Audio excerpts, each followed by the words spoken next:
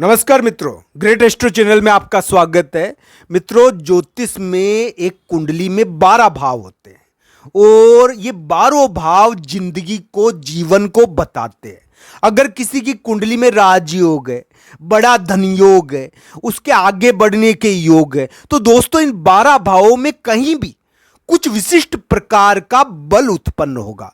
दोस्तों, हम ये कह सकते हैं कि कुंडली में जब बल उत्पन्न होता है और जब उसका प्रकटीकरण होता है तो इन दोनों के बीच में अंतराल होता है। एक बात मेरी ध्यान रखना, अगर कोई व्यक्ति ये प्रोग्राम देख रहा है जिसकी कुंडली में बहुत बलवान योग है, बहुत बलवान राजयोग है, पर दोस्तों उसकी हालत खराब है, तो भी वो अभी दुर्बल स्थिति में, कमजोर है, उसके पास धन नहीं है, व्यापार के लिए पैसा नहीं है, तो दोस्तों ये जरूरी नहीं है कि उसका योग यानी कि नहीं है उसकी कुंडली में। ये जरूरी नहीं है दोस्तों, उस योग के प्रकटीकरण का समय नहीं आया, उस योग की दशा अंतरदशा नहीं आई।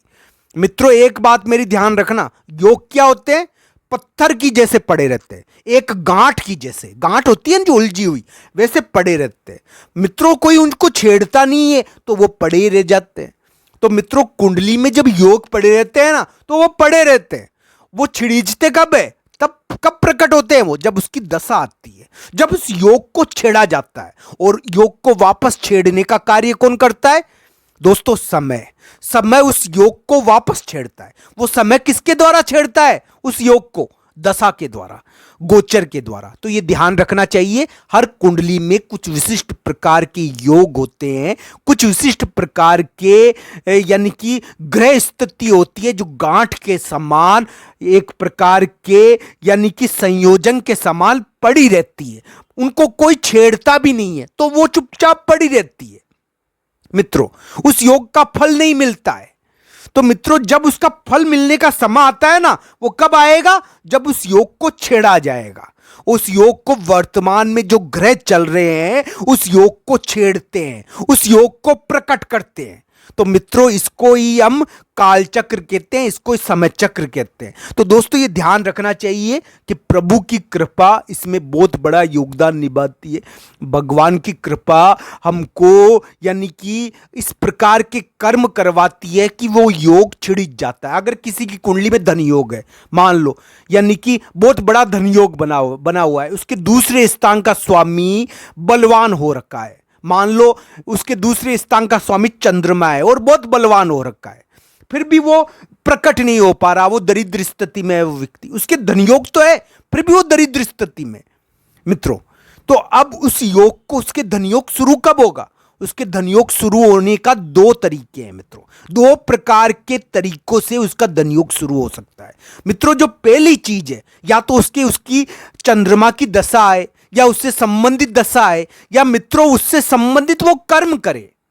इन दोनों की स्थिति में वो योग थोड़ा बहुत छिड़ीजता है।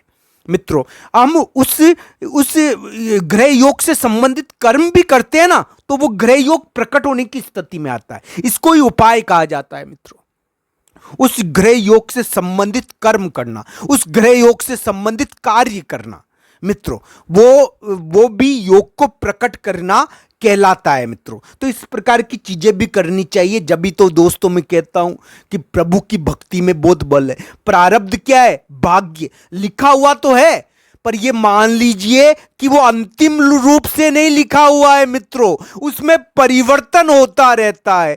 प्रारब्ध तो लिखा हुआ तो है, पर वो अंतिम रूप से नहीं लिखा हुआ है। उसके अंदर विष्णु भगवान कृष्ण की छवि विद्यमान रहती है। जब भी तो दोस्तों किसी की कुंडली में महान उच्च ग्रह होने के बावजूद वो पड़ा ही रह जाता है, कुछ नहीं कर पाता है। तो मित्रों, प्रभु की भक्ति में कितना बल होता है, प्रभु की भक्ति में बहुत बल होता है।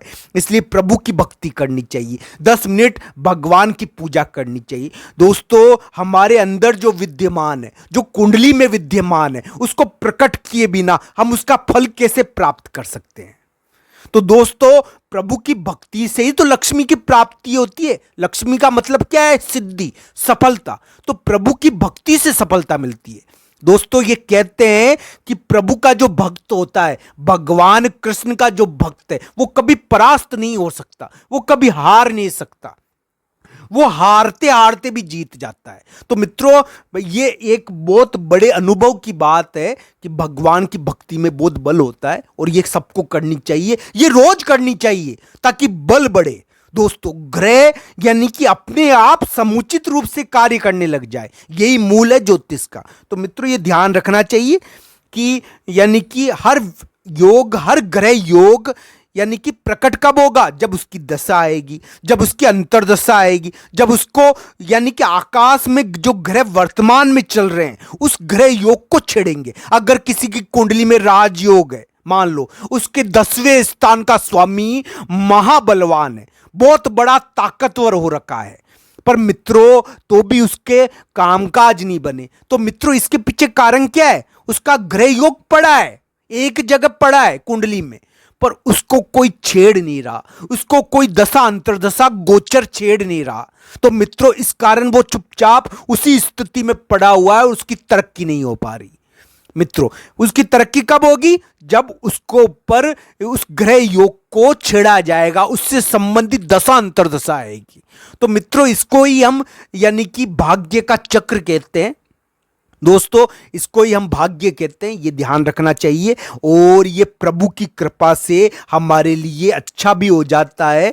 जब भी तो कहते हैं कि भाग्य को सर्वाधिक प्रभावित करने वाली चीज हमारे कर्म है मित्रों। और कर्म यानी कि इस प्रकार के हो कि वो सर्वशक्तिमान, वो प्रभु हमसे प्रसन्न हो। दोस्तों, एक बात मेरी ध्यान रखना, किसी भी कुंडली में एक विशिष्ट प्रकार का ग्रह बहुत बलवान होता है, बहुत ताकतवर होता है।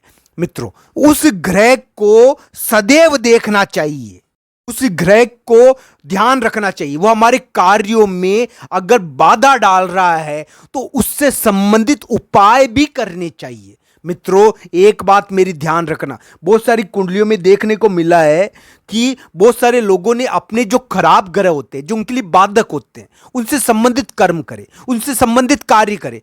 ऐसी स्थिति में उनकी 12 बज गई, उनकी हालत खराब हो गई, क्योंकि उनको यानी कि अपने उनसे संबंधित जो ग्रह थे ना, उनसे संबंधित तो कार्य नहीं करे, और उनसे जो खराब ग्रह थे कुंडली में, उनके लिए जो खराब और मजबूत ग्रह बैठे हुए थे, उनसे संबंधित रत्न पहने, उससे संबंधित व्यापार करा।